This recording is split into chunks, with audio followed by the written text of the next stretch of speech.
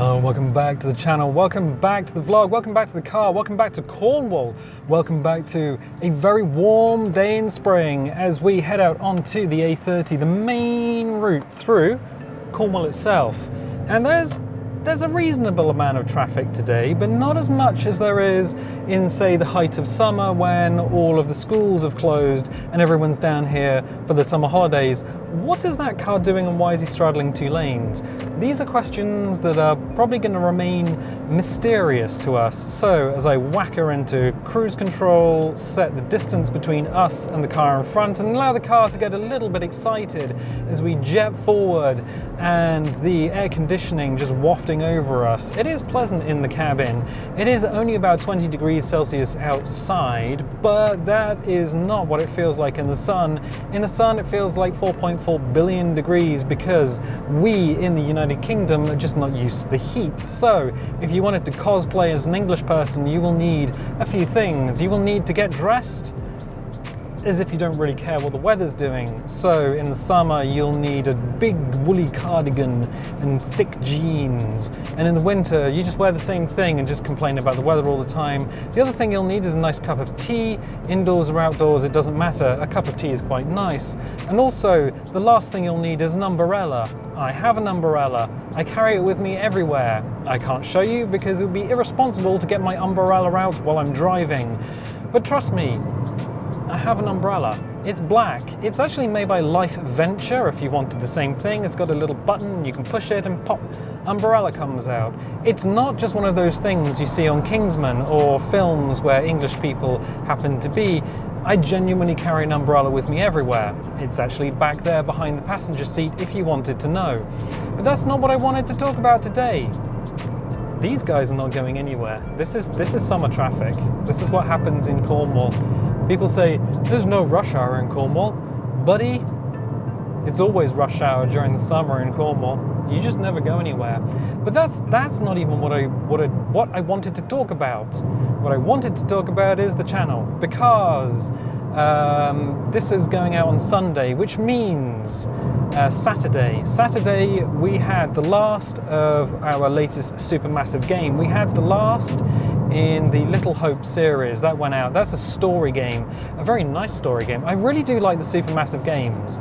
We have done Man of Medan, we have done The Quarry, and I really liked the Quarry. Was really well done. And we've done Little Hope, which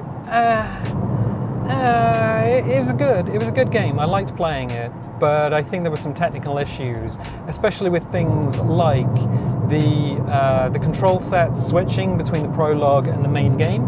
So you couldn't really tell the difference because it switched from the keyboard to the mouse, and seeing the icons difference between the left and right mouse buttons were tricky.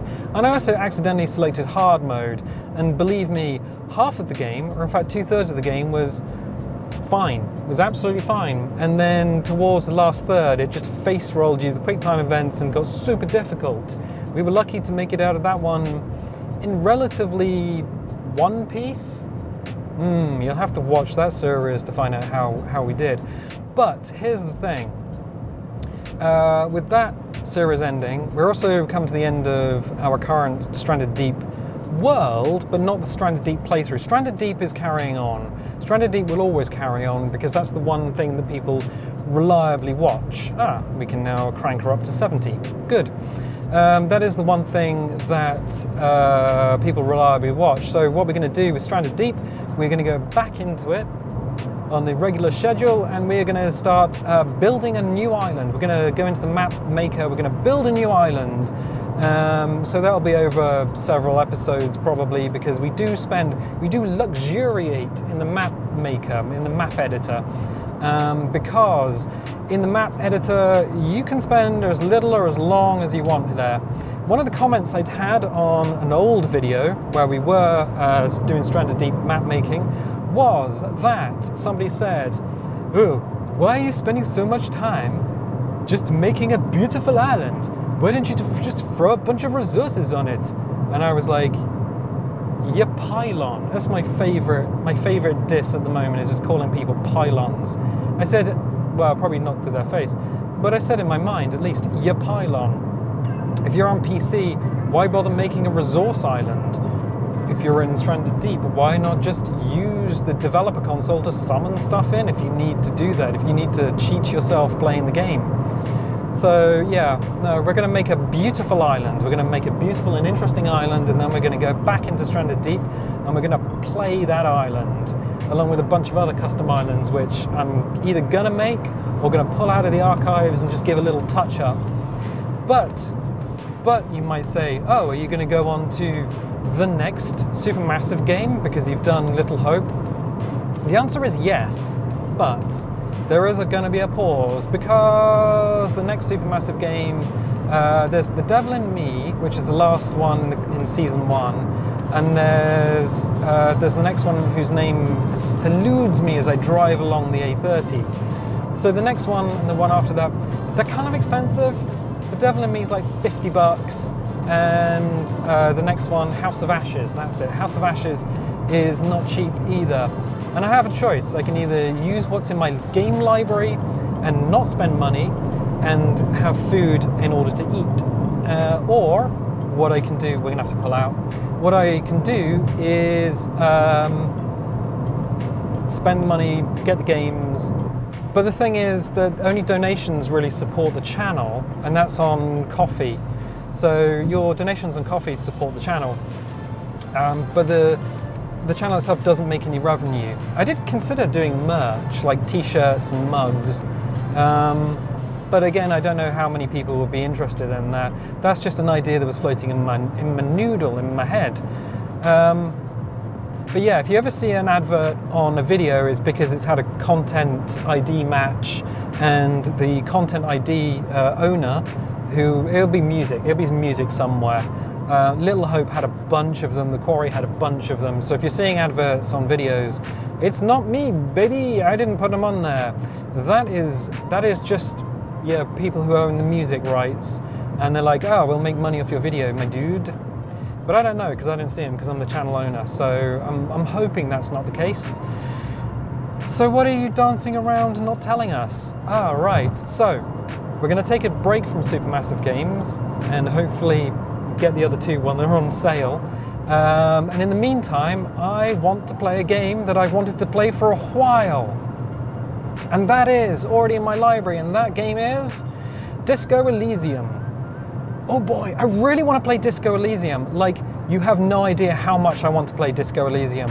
It's one of those games that requires a long time. We can't do it in half an hour. We absolutely cannot play the game in 1/2 hour. So I'm going to have to allocate more time, hence taking a break from Supermassive, because that is the time slot during the week when I can actually put things aside and spend the time to record and then edit and upload and all that sort of stuff, because anything longer than half-hour video just takes exponentially longer to encode.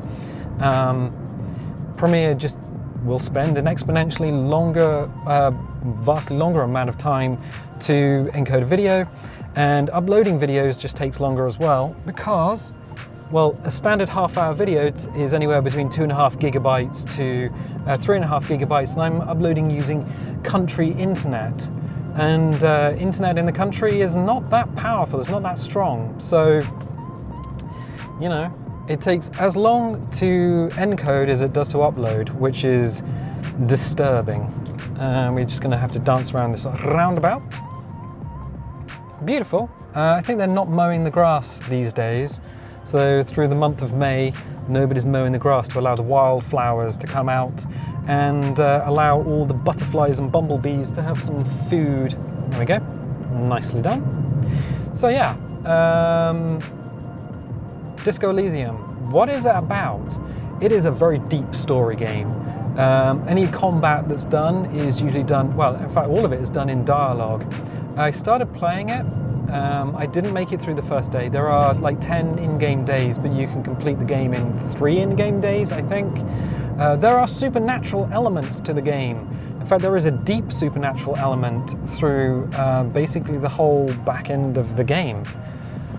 Why is this man so slow? Don't know. So yeah, deep supernatural element. You play a police officer, you play a police detective who has no memory of who they are, And that on the surface is because of drugs and drink. But it could be that there is a deeper story there, a deeper lore there, something else going on with your dude. Yeah, so in terms of character interactions, the original version of the game when it came out had a buttload of dialogue. It still has a buttload of dialogue. Some of it was voice acted, some of it you would have to read yourself. So if I was going to play the game, I would have to do a lot of reading. And there is a slight problem with me in reading because my brain, doesn't always... I mean, I have a mild aphasia anyway when it comes to remembering names or chemical compounds or facts and figures. Sometimes you might hear me go, or just stop talking for a couple of seconds while I'm just like, what was that thing I forgot? I forgot the name of a seatbelt the other day. It's something that's always happened. So when you come to reading vast quantities of dialogue, sometimes I can just belt through vast quantities of dialogue and sometimes I can't. But wait, Disco Elysium has had the Final Cut update. It's had the update for a while now. And the Final Cut update has added voice acting for the entire game.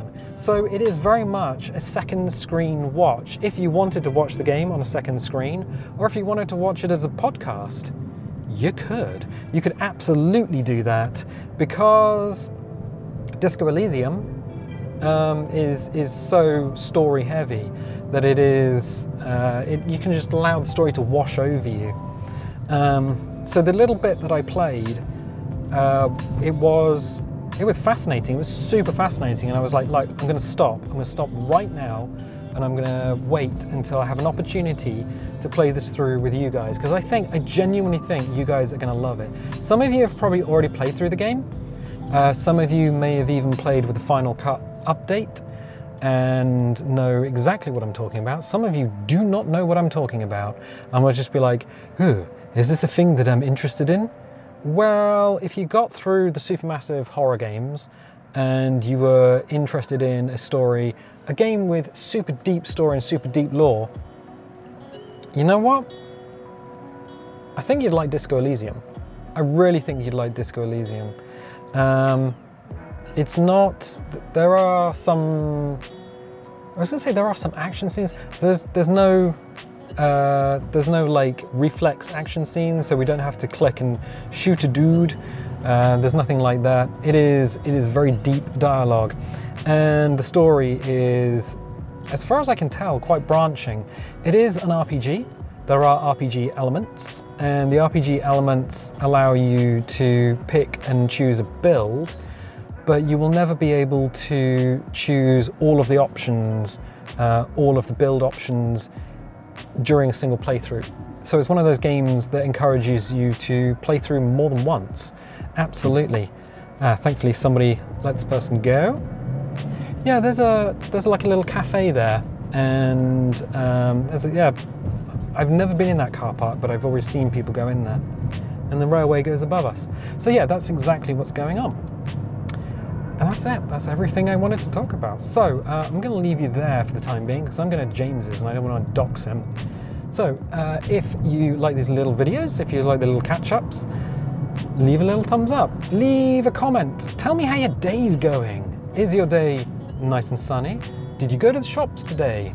Oh, if you had a sandwich, what was your favourite sandwich? And I'll tell you what, I'll catch you next time.